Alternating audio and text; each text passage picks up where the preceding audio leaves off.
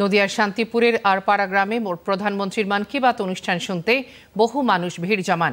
বিভিন্ন বিষয়ে প্রধানমন্ত্রীর বক্তব্য উপস্থিত মানুষজনের মন ছুঁয়ে যায়।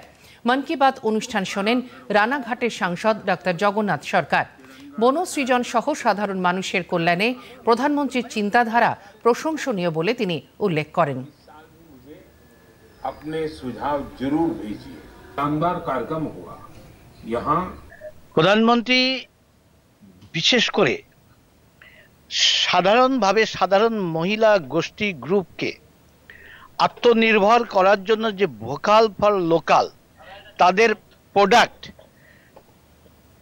ছবি তুলে সোশ্যাল মিডিয়ায় বিক্রির জন্য ছেড়ে দেওয়ার যে পদ্ধতি, এক অভিনব। তাকে আত্মনির্ভর করে তুলতে তার প্রোডাক্ট যদি গ্রহণযোগ্য, সমাজের কাছে ভালো হয়, তাকে রাতারাতি আর্থিকভাবে স্বাবলম্বী করে দেওয়ার ব্যবস্থা তিনি সোশ্যাল মিডিয়ার মাধ্যমে করেছেন। তার সঙ্গে সঙ্গে বন যে ব্যবস্থা, গাছপালা লাগানো, একসঙ্গে 2 লক্ষ বৃক্ষরোপণ মায়ের নামে যে প্রজেক্ট তিনি মানুষের মধ্যে আহ্বান রেখেছেন, সেটা একটা বড় প্রকল্প। আজকে একটা নতুন রেকর্ড তৈরি করেছে।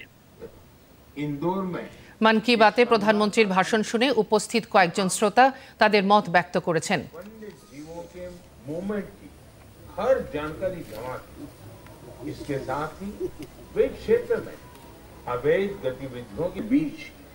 আজকের মন কি বাত অনুষ্ঠানে যে কর্মসূচি উদ্যোগের কথা বললেন, সারা বিশ্ব জুড়ে যে আমাদের প্রাকৃতিক ভারসাম্য নষ্ট হচ্ছে, গাছপালা সব মানুষ কেটে ফেলছে এবং বৃক্ষরোপণ করছে না, সেই উদ্যোগে 2 লক্ষ গাছ এককভাবে লাগানো হচ্ছে এবং এটা প্রাকৃতিক ভারসাম্য বজায় রাখার ক্ষেত্রে খুব সুবিধা হবে এবং সহযোগিতা করবে।